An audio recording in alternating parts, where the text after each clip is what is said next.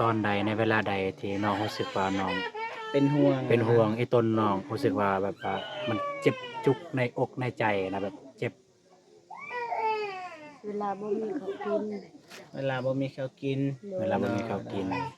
ยามฝนตกฝนมันผ่ายามนอนบ่หลับเอื้อยลายบ่น้องหักเอื้อยตอนใดลายที่สุด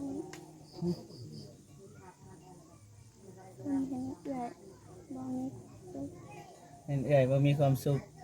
อ๋อไอ้ต้นเอื้อยตอนเอื้อยบ่มีความสุขอีต้นเอื้อยตอนน้องไปเรียนแล้วก็เอื้อยไปสวนคนเดียวอ๋อ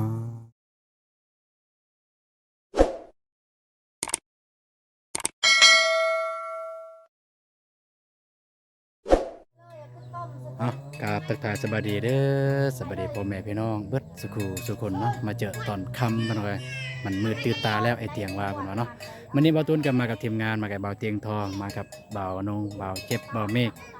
ว่าทางบ่าวเจ็บบ่าวนงบ่าวตูนก็มานำบ่าวเตียงทองเพิ่นพาไปไสเต็มเฮาก็ไปนั่นเนาะสบายดีบ่าวเจ็บเด้อตอนนี้เนี่ยทีมงานเราก็อยู่บ้านตอกสมิงมาสิมาหาน้องจันกับน้องสัญญาเป็นไงแต่ว่าน้องจันไม่ได้อยู่เพื่อนก็เลยได้จะได้ไปหาน้องสัญญาก่อนเป็นไงแต่ว่าซัมซาจะได้ไปหากับพาน้องมาโดนเป็นไงเพราะว่าน้องสัญญาเนี่ยไป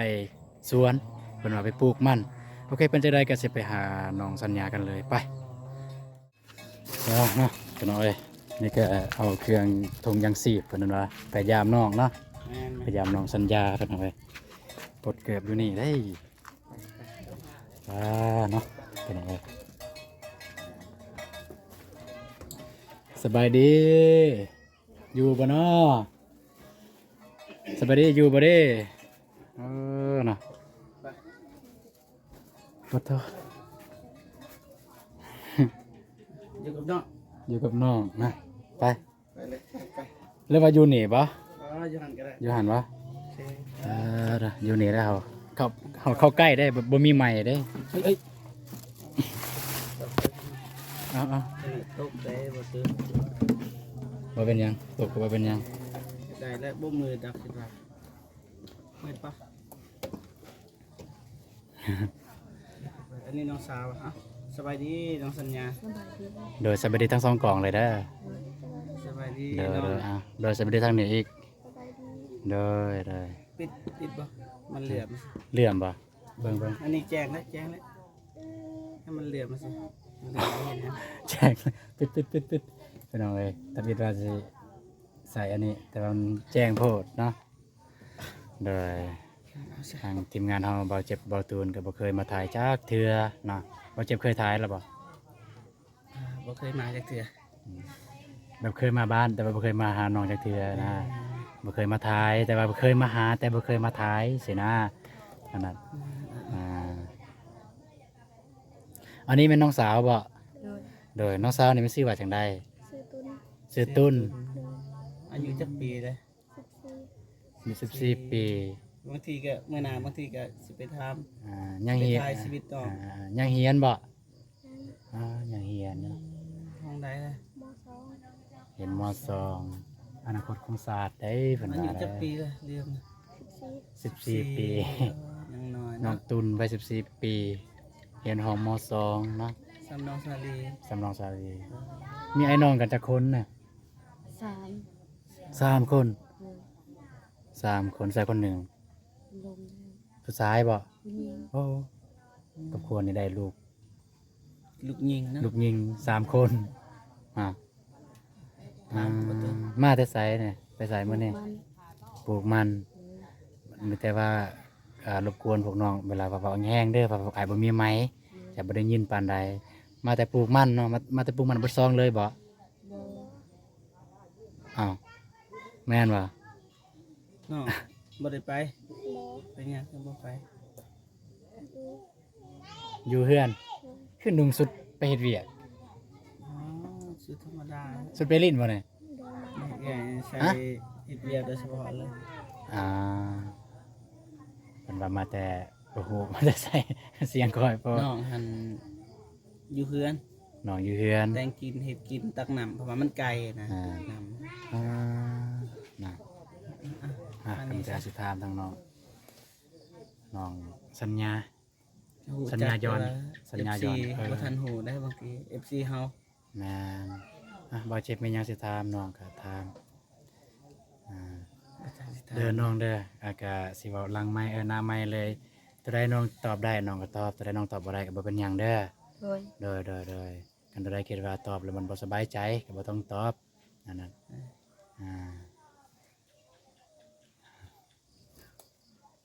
ตามเลย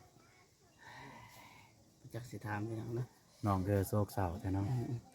ปกตินี่น้องเฮ็ดเวียกหยังอยู่เฮือนเวียกหลัก ถ้วยหมากบ้วงนึ่งเขาตักน้ำ และน้องสาวเนี่ยบ่ได้ล้างบ่ โดย บ่ได้ล้าง โดยบางเทื่อกันล่าง เออน้องสาวบ่ได้ล้างเพราะว่าค่าเฮียนแน่เนาะ โดย ไปโรงเรียนไปหยังอะนะพี่น้องเอ้ยเนาะบ่ว่ากัน เวียกหลักของน้องนี่เฮ็ดแต่ละมื้อนี่เวียกหยังอยู่นี่ ปลูกมัน ปลูกมัน ไม้ ไม่แต่ปลูกมันนะบ่ เฮ็ดไห้ เฮ็ดให้ เฮ็ดให้ นามีบ่ โดย มาบ่มี ปลูกมันนี่ปีกายได้เท่าไหร่ ปีกายเลย5 ล้าน 5ล้านได้น้อยแท้5ล้านก็900ไป 9,000 9,000ไป 9,000 ก็บ่หลายเด้ ยังบ่ได้หลาย9,000 ตัวอย่างว่าเสาเฮ็ดมันแล้วก็แล้วมันนี่เฮ็ดเวียกหยัง เชี่ยหญ้า เสียหยามัน โดย แม้ว่าต้น เบิดขายเบิดเลย ขายเบิดรับเงินเรียบร้อยเฮ็ดหยังต่อกันได้ ไปหารับจ้าง รับจ้างแถวใด เจ้าสวนกล้วย สวนกล้วยอยู่ไสว่าสวน ส่ ก วน ล้วย กล้วยอยู่ไสกอ แถวอัตตปือ อัตตปือ สวนกล้วยอัตตปื้อ โอ้วันเท่าไหร่ก็ แสนแปด มันแสนแปดไปนอนพุ่นเลยเนาะ โดย เวลาไปรับจ้างเนี่ยไปเบิดเลยบ่กับน้องกับแม่กับพ่อหยังไปเบิดบ่ โดย น้อง ไป เทียน ไปผู้เดียว โดย อ๋อไปผู้เดียว ลูกเด้สมมุติว่าลูก ดูน้ำพอน้ำแม่ คือบ่เห็นลูกตอนนี้ไปใส่ละ ที่ดุมบุญ อ่า ดินกับเขาถามไม่เท่า จักปีแล้วลูกบ่ตูนมันสำคัญที่เห็นจักเทื่อได้ลูก เห็นอยู่ จักปีแล้ว แต่ว่าบ่ได้ทาย จักประมาณจักปีแล้วลูก ปี ปี10 เดือน 10 1 ปี 10 เดือนย่างได้แล้ว ย่างได้แล้วกำลังซนได้สำนัก ขี้ดื้อก ำลังคิดดื้อกำลังซนก็กำลังแล่นสายแล่นครัวอยู่เพิ่นว่า เฮ็ดให้หลายบ่ให้ โดย แต่ละปีได้หลายสอบอยู่บ่ 10 ป้าย 10ปลายกลุ่มอยู่บ่10ปลายนี่ บ่ บ้านนี่ เวลาพวกน้องอันตัวอย่างว่าบ่มีข้าวกินบัดนี้เพราะว่าข้าวมันน้อยเนาะเฮ็ดจังได ไปหารับจ้างข้างนอก หารับจ้างสมมุติบ่ทันได้รับจ้างนะ รู้จักเสือ เพราะว่าปกติได้รับจ้างอยู่แล้วเนาะ โดย อ่า เคยอดบ่แบบว่าบ่ได้กินข้าวหยัง โดย เคยอดบ่ โดย ถ้าบัดลูกเด้เฮ็ดจังได ลูกก็อดน้ ลูกก็อดน้ำ แบบว่าถ้าเป็นเบาเจ็บนี่ลูกนี่บ่ให้อดแล้วไปขอน้ำเขาก็ได้ซ้ำให้ลูกนะ ก็บ่ว่ากันทีนี้เพราะว่ามันขึ้นกับคนบางคนในกล้าบางคนบ่กล้าเนาะคือสมมุติคือน้องนี่น้องบ่กล้าเด้บ่กล้าสิไปขอจังซี่ คนบ่มักปากนะ แม่นคนบ่มักปากแหน่หน้านิ่งเพิ่นว่าไงเนาะก็ ตนสิทำให้มันนั่นนี่ก็ยานน้องเพิ่นให้อีก ผู้อายมาก็อยากให้น้องยิ้มแย้มแจ่มใสเด้อบ่อยากให้หน้าเศร้า แต่ผู้อายก็พยายามสิถามคำถามแบบว่าให้มีแบบเกินว่ามีรอยยิ้มแดนะช่วงบุญปีใหม่ไปหมอกนี่น้องก็ได้ลิ้นอยู่บ่อยู่นี่ ำโดย ลิ้นเนาะ โดย คือปีนี้ลิ้นบ่ ดิน ลูกอยู่กับไผ พ่อแม่ เต็มที่แล้วเนาะเต้นเนาะ โดย โดยเลย เออยิ้มยิ้มแน่สงสัยน้องหิวข้าว โอ้กำลังนึ่งข้าว กำลังนึ่งข้าวหิวข้าวบ่หิวแล้วบ่บ่าวเจ็บโอ้ยน้องหิวข้าวเฮาละบ่ให้เลย เอาให้ มีเล็กตะซอยอยู่นี่ เอาลิเกซอยให้ลูกได้บ่ให้ได้ บ่กินรสหิวข้าวเด้ก็พอมีแหงนั่งลมกันหน่อยนึง ต้มมีก็ได้ อืม ต้มมีให้น้องเลยเบาตูน ก็มีว่าข้าวทันได้สุกเถื่อนี่คือทุกเกินมาทางยางซีบแม่นของแม่คนเดียวกันนั่นแหละของกับอันไอ้บ่าวอนงของแม่กิสโตซิมมาละวงเพิ่นอยู่สหรัฐอเมริกา แต่ เพิ่นก็ฝากทางเราเอานงให้ทีมงานเฮาไปเลาะแจกยายตากครัวทุกข์ยากต้มเลยบ่ น้องคิว สิต้มมีบ่ กินดิบก็ได้เลยนี่ ไว นะ ๆกันสิต้มมีก็ไว บ่ให้ซา ๆแม่นบ่ให้ซ่าเอามีไวๆบ่ให้เอามีซ่า นะหยอกลิ้นพี่น้องเอ้ยเนาะอยากให้น้องมันมียิ้มแย้มแจ่มใสแด้ว่ามาแต่ละเทื่อก็เห็นแบบ กิน ว่า ดิบ โศ ก็ ก ได้ เศร้า คันหิว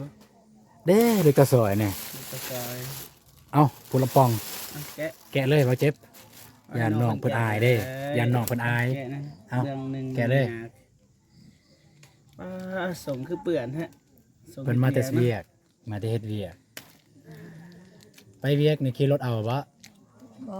ย่าง โดย เพิ่นหยังคือย่าง บ่มีรถ บ่มีรถบ่ โดย อ๋อไกลบ่ ไกล ประมาณจักโล ประมาณบ่ได้ ประมาณบ่ ตัว ได้ อย่างว่ามื้อหน้านี่ทีมงานเฮาอยากไปเบิ่งชีวิตของน้องได้บ่อยากไปเบิ่งไปทายวิถีชีวิตของน้องเพิ่น คมไก่นี่ได้บ่แต่นี่ฮอดบ้านปลาลายบ่ โดย ได้บ่ จ้า ไก่เด้อน้องๆเนาะ โดย แม่นบ่แต่นี่ฮอดบ้านปลาลาย แม่น อ่าน้องเป็นน้องเลยคือสองเอ้ยน้องไกลไปแต่เช้านะให้อากาศร้อนนะเขตในอากาศร้อนในบ่เจ็บ อ๋อก็ฮู้ว่าฮ้อน ตะกี้เบาตูนนี่เคยมาเฮ็ดเวียกนำบริษัทจีนเฮ็ดเขื่อนอยู่บ้านสะทวนและร้อนแห้งแกะเสื้อเลยเฮ็ดเวียกไหม้เบิดทั้งหลังเลย อีหลีตัวนี้บ่ความจริง นี่มันฮ้อน ฮ้อน ฝน ดี ตกนี่เดือนหนึ่งได้ว่า2เทื่ออยู่นี่ นับแต่มาเนี่ยบ่เคยเห็นฝนตกจักเทื่อเลยอยู่นี่ ฝนบ่ตกเนาะ โดย อ่านะเอ้าแกะกินเลยแกะกินเลยบ่ต้องเกรงใจ ต้องเกรงใจ ต้องเกรงใจแกะเลยแกะเลย มันสิจะน้อยพวกน้องสิหิวข้าว สิหยังเลยก็ท้องสิห้องเด้ ตามแน่นอน อ่า อาหารหลักอยู่นี่กินหยังอาหารหลักเลย ผัก ผัก โดย แบบเรื่อยๆกินผักเนาะ โดยผักแก้ว ผักกูดผักอีกหยังมีวะ มีผักกูดบ่อยู่บ้านนะ โดย กันยังดี ถ้าไปเก็บทางใด ไล่บ่อนี่ ไกลบ่ โดย อ๋อ แถวบอลตักน้ำอันนะมีบ่ผักกูด บ่ แถวท่าน้ำมันแม่นแถวบอนตักน้ำ บอล แถวท่าน้ำ แม่น แม่นท่าน้ำ บ่แม่นน้ำประปาบ่แม่นน้ำอันนี้เนาะ แม่น นะเอ้ยนะอ่านะ บ่แม่นสุกแล้วบ่เขา สุกแล้วบ่เขา กิน หากันนึ่งบ่เขาเนี่ย โดย อ่า กินอ่า บ่อยากให้เศร้าเด้อบ่อยากให้คิดร้ายชีวิตคนเฮาแน่เกินว่าจังไดคือไอ้เตียงเว้าหั่นแหละบ่ต้องยึดถือบ่ต้องยึดถือหยังสิ่งใดที่มันไปแล้วก็ให้ไปเลย ให้เป็นคือสายน้ำซะสมมุติใบใหม่มันตกสายน้ำตอนกำลังไหลบ่ได้อยู่บนเก่าได้ใบใหม่มันก็ไปเลยบ่ได้อยู่บนเก่าได้นั่นน่ะจิตใจเฮาก็คือกันก็เวลาถ้าสิ่งใดมันผ่านไปแล้วก็ให้ผ่านไปนั่นน่ะคิด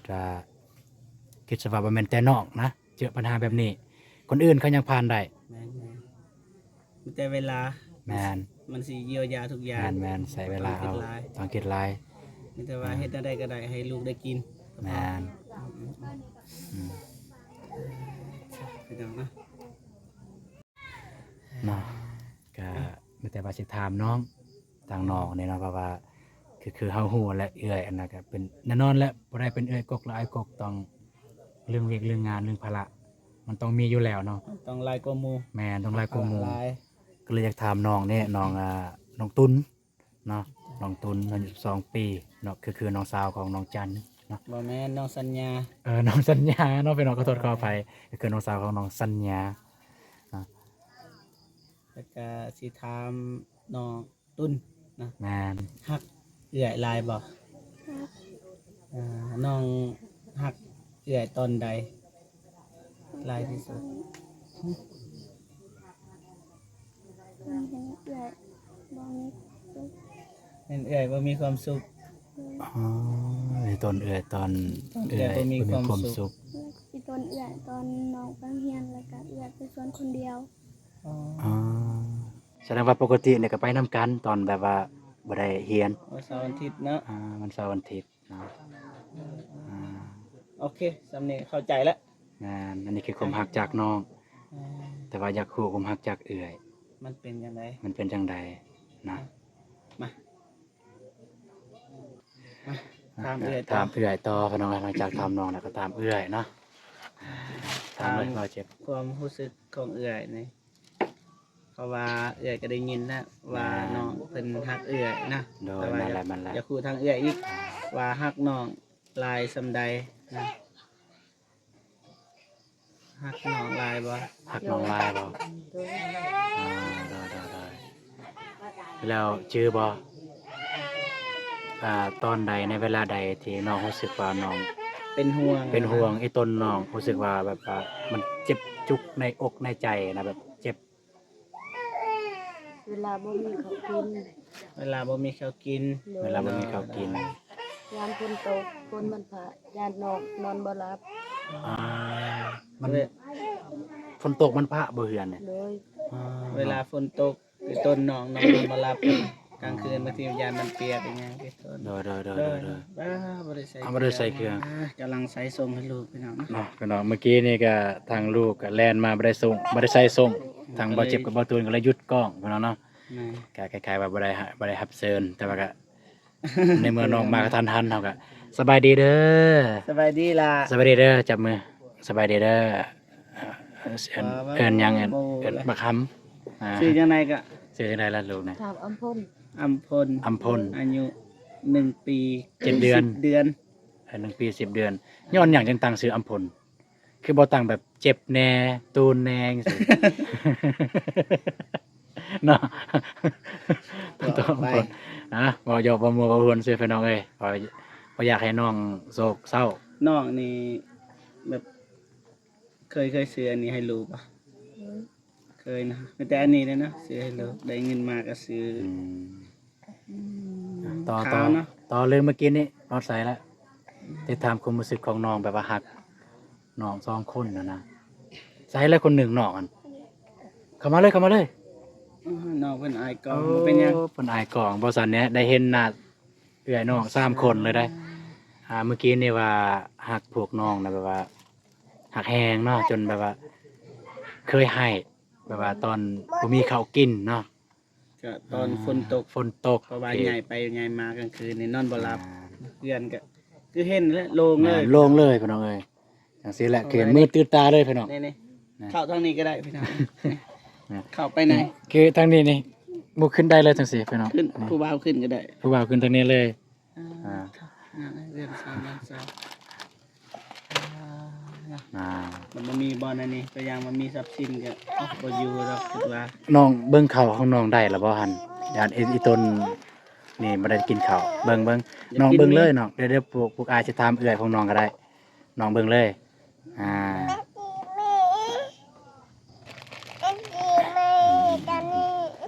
เนาะมันครับมันแคบไปน้องกันเนาะ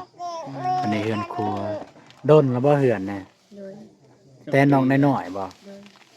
อ่า ประมาณนึงได้จะปีแล้ว คิดปลายบ่ 10 ปลายปี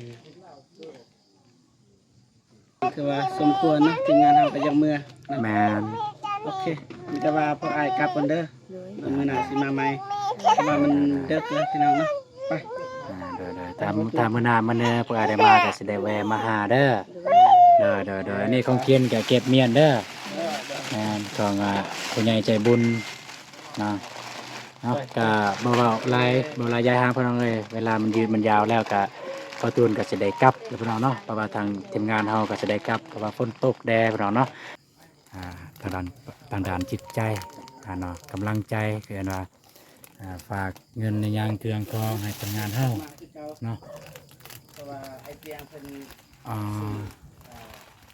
เขาจีกับปลาทูให้น้องลูกเขาเตียงเพิ่นมี อ๋ออันนี้ของไอเตียงบ่ ว่าสิเมื่อได้นี่ อันนี้ปลาทูเด้อของเบาเตียงเด้อ เตียงทองเด้ เด้ อ อ ให้ลูกกินเด้อเพราะว่าให้ อันนี้ พ่อแม่เขาจี อันนี้ของเบาเตียงเอ้ากะอยากให้น้องขอมกขอบใจเบาเตียง เด้อขอมกขอบใจนบ ขอขอบอกขอบใจบ่าวเตียงที่มาช่วยเหลือน้องสัญญาขอให้อยู่ดีมีแรง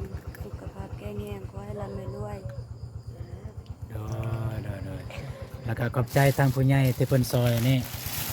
ทางผู้ใหญ่ใจบุญเพิ่นซอยเนาะ ต่างประเทศ ถ้าอยู่ต่างประเทศ ใจคุณยายใจบุญที่ช่วยเหลือจากต่างประเทศไทยลาวขอขอบใจ เนาะ เด้อน้องก็เว้าบ่เก่งแล้วนั่นน่ะตามลายก็เบิ่งคือสิอยากให้เนาะโอเคเอามื้อก็สิได้กลับแท้แล้วเนาะ กลับ ไปกลับนะ กลับคนแน่นอนเด้อก ลับก่อนกลับก่อน บ๊ายบายบ๊ายบาย กลับก่อนกลับก่อน กลับก่อน กลับก่อนบักคำกลับก่อนเด้อกลับก่อน สบาย เด้ออ้าวกลับก่อนเอาเนาะโอเคทุกคนเมื่อกี้นี่ก็บ่เจ็บกับบ่ตูนก็ขึ้นไปหาน้องสัญญาเพิ่นเอาไว้พอดีมีน้องสาวอยู่นำก็ได้ถามได้ถ่ายอยู่หั่นเนาะก็ชีวิตการเป็นอยู่แนวใดแน่เนาะก็บ่เจ็บกับบ่ตูนก็บ่มีหยังให้มีแต่ถุงยางซีบเพิ่นเอาไว้ของทางผู้ใหญ่ใจบุญเพิ่นให้เนาะสำหรับคลิปนี้บ่ตูนก็สิขอจบคลิปอยู่บนนี้เลยเด้อเนาะมีแต่ว่าขอขอบใจทางผู้ใหญ่ใจบุญและก็ FC ทุกท่านที่ติดตามรับชมคลิปของบ่ตูนแต่ต้นจนจบเนาะสำหรับคลิปนี้ขอกล่าวคำว่าสบายดีเด้อเนาะไปแล้วบ๊ายบาย